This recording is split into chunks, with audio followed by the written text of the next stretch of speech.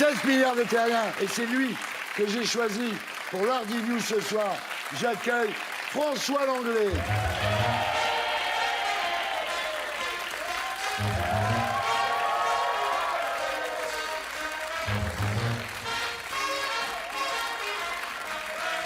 François Langlais, bonsoir. Wow. Très heureux de vous recevoir. Avant de passer à l'Hardiview, le magnéto de Blacko, Serge.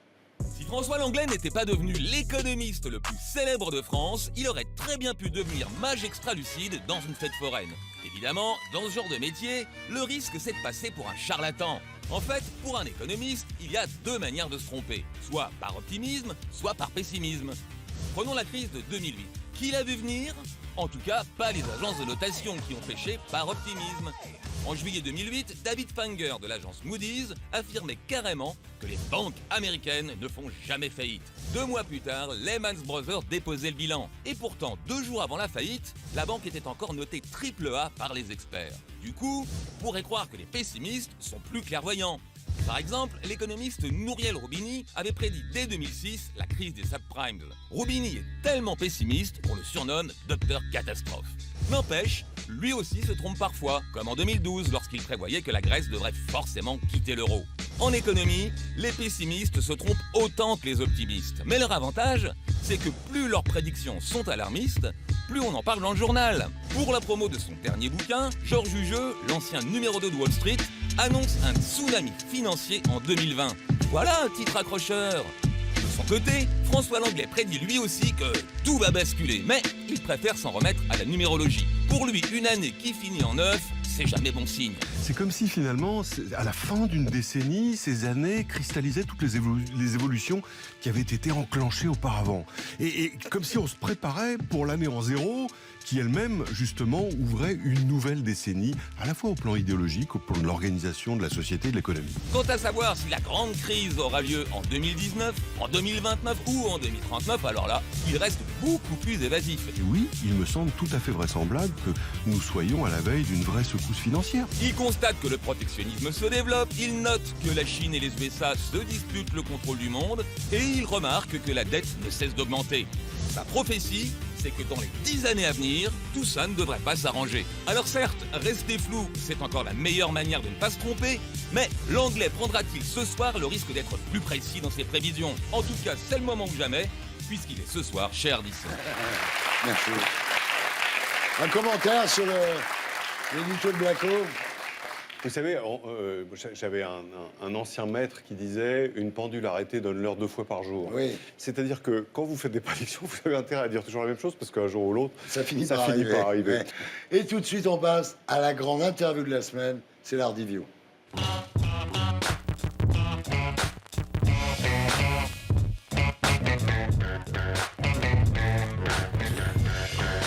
Alors, François Langlais, rebonsoir. Donc, on vous a successivement qualifié de monsieur propre de l'économie, le journaliste qui compte, l'intervieweur PowerPoint. Lequel préférez-vous ? Ouais, le monsieur propre, c'est sympathique. C'est sympathique. C'est évidemment, ça fait référence plutôt à la forme de mon crâne qu'à quoi que ce soit d'autre. mais c'est un signe particulier que je revendique et finalement auquel on m'a identifié, bien sûr. Alors vous êtes aujourd'hui le meilleur pédagogue de l'économie dans les médias. Tout ça avec un parcours atypique, puisque vous avez commencé par des études de lettres à la Sorbonne, absolument, avant de devenir professeur de littérature à Shanghai. Et puis les journaux pour lesquels vous pigiez, vous demandez de vous intéresser à l'essor de l'économie en Asie. Et c'est comme ça que vous avez mis le pied à l'étrier. Ensuite, il y aura les Échos, la Tribune, puis BFM, puis France 2. France 2, Serge. Vous nous avez vendu successivement plusieurs modèles. 3 hommes politiques que vous avez dit admirer. Quelqu'un qui a précipité la faillite de son pays, un corrompu et un social traître. Honnêtement, quel panthéon. Pesez vos mots, monsieur Langlais. Vous êtes sans doute plus corrompu que ne le sera jamais monsieur Morales. Pesez vos mots.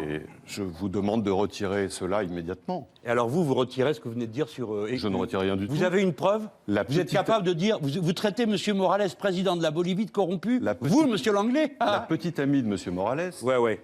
Qui est la mère de son fils, a bénéficié de 500 millions de dollars de commandes publiques. Alors, allez m'expliquer que tout ça est normal. Si c'est le beau... Justement, vous dites, je m'intéresse aux gens... Allez, d'accord, vous avez raison. Et voilà. Eh oui. C'est dommage, parce que Jean-Luc Mélenchon aurait pu être le représentant de la gauche en France avec une certaine hauteur un peu mitterrandienne. Et finalement, il est le défenseur de Maduro et du Venezuela. C'est horrible quand même. C'est difficile à comprendre Ouais. qu'il se soit enferré dans Ouais. l'histoire de Maduro. Après, sur cette histoire, honnêtement, pour le coup, moi, je m'appuyais sur des informations de l'opposition bolivienne et c'était des informations qui n'étaient pas complètement exactes. Donc, sur cette affaire-là, Mélenchon n'avait pas tout à fait tort. C'est-à-dire qu'il a défendu Morales et finalement, ça n'était pas si bête. C'est honnête de votre part, en tous les cas, de le dire aujourd'hui. Ça n'empêche pas les prises de bec régulières que nous avons eues. Oui, et bah oui, sur c'est le pas- fond, parce qu'effectivement... Avec lui, c'est pas dur de s'engueuler, Non, hein, de non, toute non, façon. c'est vrai. Alors, en juin dernier, vous avez rejoint TF1. Vous avez rejoint Nicolas Canteloup. Vous avez rejoint Louis Baudin. Vous avez rejoint Ara Aprikian. Alors là, Il y a comme une série. là, on vous voit. Regardez, ça, c'est à la cantine. Vous savez que quand je suis arrivé à TF1, Ouais. bon, comme dans toutes les entreprises, il faut un badge. Sans, Ouais. sans badge, on est un citoyen Ouais. de deuxième classe, puis j'ai oublié le mien. Et donc, je vais voir la personne de l'accueil, je dis, écoutez, voilà, il faut que je rentre. Le type me dit, bah, pas de problème, on vous emmène au bureau. J'arrive au bureau de l'accueil, je dis, est-ce que vous voulez que je sorte ma pièce d'identité? Oh non, non, non, mais on vous connaît très bien, non, non, aucun problème. Il me fait un badge, je monte dans l'ascenseur, je regarde Louis Baudin. En fait, la vérité, je crois qu'on peut le dire, c'est que vous avez de beaux cheveux soyeux et bouclés, mais vous les rasez pour faire plus sérieux, c'est ça? J'ai eu des beaux cheveux naguère, mais il y a quand même un certain nombre de décennies, oui. Vous avez souffert de racisme anti-chauve, par exemple? du tout. De la part de Laurent Delahousse, qui a une chevelure formidable. Absolument pas, on s'entendait Ouais. très bien. Alors, c'est effectivement, Ah ouais. nous n'étions pas sur le même Ah, c'est créneau. l'inverse. Non. Ouais. En fait, je pense que vous avez perdu vos cheveux le jour où vous avez découvert les véritables chiffres de l'économie française, qui sont quand même assez tristes. Vous avez perdu d'un seul coup. Ou alors le jour où vous, le libéral, après des mois, et voire des années à défendre la rigueur, vous avez déclaré au journal de 20 heures, la politique d'austérité est un échec total. Non, c'est-à-dire, si vous voulez, en économie, une bonne politique pratiquée au mauvais moment devient une mauvaise politique. Ouais, ouais. Et à partir du moment où tout le monde la faisait en même temps, dans un contexte qui était déjà assez déprimé, on prenait le risque d'entretenir cette crise. C'est ce qu'on a fait en France.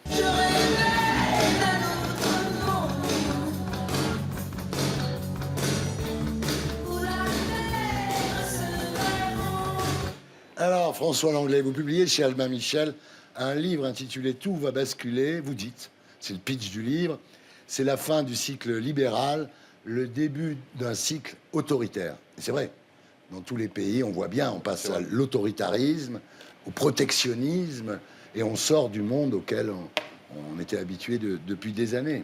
Oui, celui auquel on était habitué depuis même des décennies, c'était un monde dominé par le désir de liberté. Ouais. Qui s'est affirmé dans les années 60 avec l'arrivée d'une nouvelle génération, celle des baby-boomers. Et celle Génération qui s'efface, dites-vous, oui. qui s'efface mécaniquement. C'est les lois de la démographie, Ouais. c'est-à-dire elle part à la retraite, quoi. Hein. Oui. Et du coup, se substitue à elle une autre génération et d'autres valeurs qui sont centrées sur le besoin de protection. C'est le contraire. Après désir de liberté, besoin de protection, ça veut dire que là où on baissait les frontières et où on imaginait que le monde pouvait fonctionner sans l'État, eh bien au contraire, on rétablit les frontières et on restaure l'autorité de l'État dans l'économie. Alors, Woodstock, c'est fini. La mondialisation aussi, c'est le retour des États forts. On voit bien ce qu'on appelle l'illibéralisme, c'est-à-dire Oui. qu'il y a beaucoup de pays dans le monde où finalement on ne respecte plus les règles élémentaires de la démocratie, en fait. C'est vrai. En fait, justement, ce besoin de protection, le problème, c'est que l'élite libérale traditionnelle, les partis politiques de gauche comme de droite qui gouvernaient les pays démocratiques, ne l'ont pas vu. Ouais. Ils ont continué un peu sur leur lancée, sur le modèle d'avant, et du coup, les peuples se sont tournés vers ce qu'on appelle les populistes. Ouais. Généralement, quand on regarde ce qui se passe dans l'histoire, on voit qu'après un temps de trouble, qui peut durer quelques années, je pense qu'on est au cœur de cette période-là, les partis traditionnels eux-mêmes se réadaptent et finissent par bien considérer la demande politique des peuples et y répondre.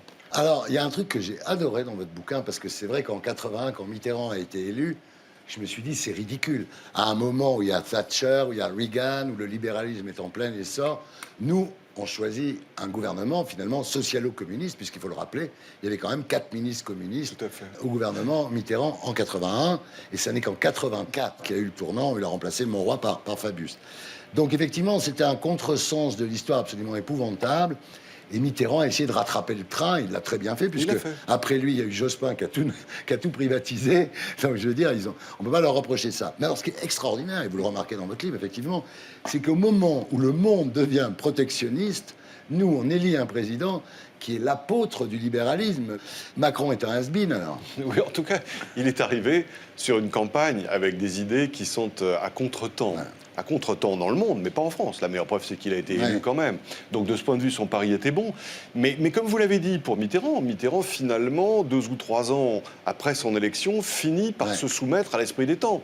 Macron, c'est pareil. Ah oui. Mais c'est pareil. Vous pensez qu'il va faire pareil? Regardez la différence entre le discours de la Sorbonne sur l'Europe, qui était plein de billevesées sur le fédéralisme, un peu les idées de l'Europe d'il y a 20 ans, d'il y a 30 ans. Et puis, ce qu'il a écrit dans la lettre aux Européens il y a quelques jours, ça n'a rien à voir. Une demande de protection, il le dit, bien sûr. Il le dit très, très clairement, effectivement. Et donc, je pense que finalement, dans un cycle à dominante libérale ou à dominante, au contraire, autoritariste, quelle que soit la couleur du gouvernement, le gouvernement s'y soumet. Il est obligé de s'y adapter. Mais c'est vrai que Macron... Et dans le monde entier. Macron est arrivé, il a dit, il faut que tout le monde soit milliardaire, Start-up Nation. Et là, je l'ai vu cette semaine dire, attendez, il faut la jouer collectif. Je ne vais pas faire 66 millions de chèques. Attention, vous allez être déçus par le grand débat. Sous-entendu. Oui, non, il y a pour le coup un changement de pied qui est assez net. Et à mon avis, il va s'accentuer dans les temps qui viennent. Parce que c'est ce que demandent les gens, quand même. Parce que c'est ce que demande la politique. Et la France, vous l'avez remarqué, toujours un peu en retard. Il y a des pays qui sont toujours en avance. C'est le Royaume-Uni et les États-Unis, le monde anglo-saxon. C'est eux qui déclenchent la révolution libérale. Trump et le Brexit. Et alors, la révolution libérale, c'est Thatcher et Reagan. Et aujourd'hui, la révolution protectionniste, c'est Trump et le Brexit, bien sûr. C'est vrai. Donc on assiste, et votre livre le raconte très très bien, je dois dire, à un puissant mouvement d'inversion idéologique, donc tout va basculer.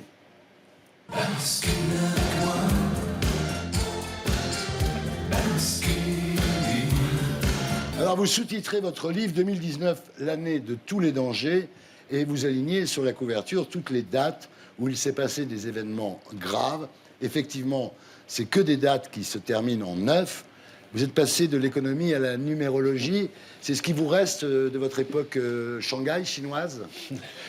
Non, je pense pas. En fait, c'est un peu un gimmick pour justement pointer les étapes de l'évolution de ce cycle libéral. En le faisant débuter en 68-69, et puis 79, justement, c'est le moment où les baby-boomers intègrent l'économie, le libéralisme devient économique. Thatcher, Reagan, 89, c'est l'apogée avec la chute du mur, le triomphe de la démocratie, et Fukuyama, la fin de l'histoire. Et puis, petit à petit, les choses se dénaturent, se caricaturent, se transforment, se détériorent, jusqu'à la crise de 2009 économique et la crise de 2019 politique. Donc là, on est en 1929, là, on est devant la grande crise, non?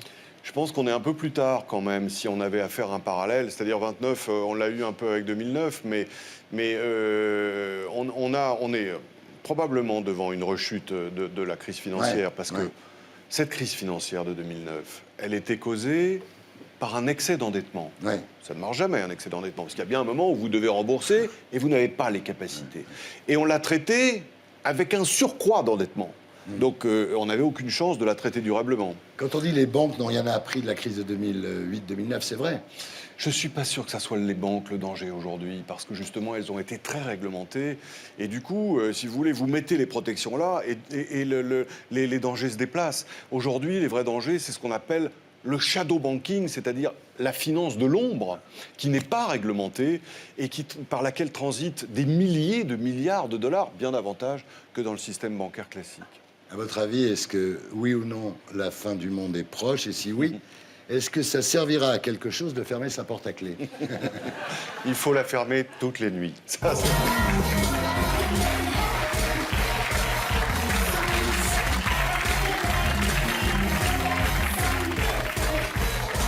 Il y a une dernière chose, là, j'en parlais à ma femme tout à l'heure, j'y repense maintenant, c'est la question Colombo.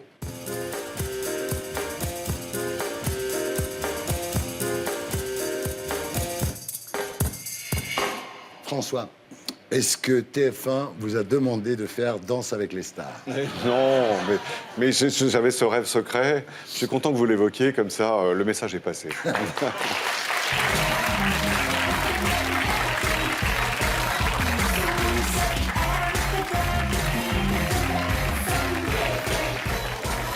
Alors François, désormais, tout le monde sait qui vous êtes. On va voir si la célébrité vous a changé. On va faire une interview maintenant que vous êtes une star.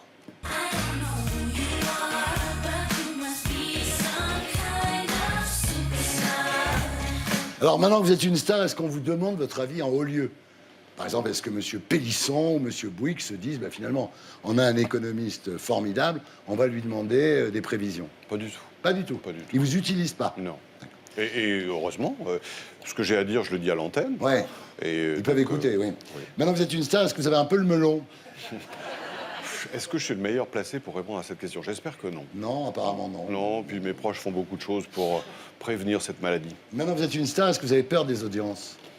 Ah, je les ai en tout cas regardés avec beaucoup d'attention quand j'étais responsable d'une émission, bien sûr, ou même quand je contribuais à une émission aussi. Le lendemain, à 9h ou 9h30, on regarde les chiffres. Est-ce que vous faites des selfies avec les gens dans la rue? Oui, ça m'arrive, oui. Ah ouais, Oui, ouais. oui, ça m'arrive, oui. Ça m'arrive même Et assez les gens souvent. vous disent, Monsieur Baudin, faites un selfie avec moi.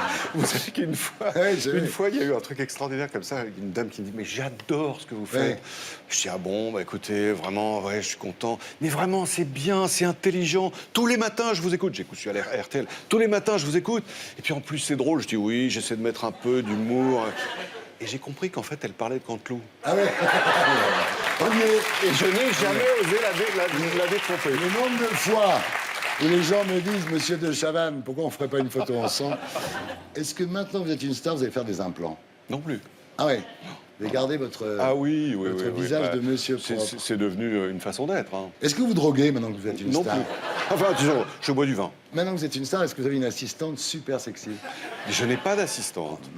Enfin, j'en ai une collective. Faut leur demander. Ouais. Maintenant que vous êtes une star, bah donc, est-ce que vous couchez avec les fans dans votre loge? Non. Mais si elle se présentait, peut-être. Mais... Voilà, François Langlais, merci d'avoir été avec nous.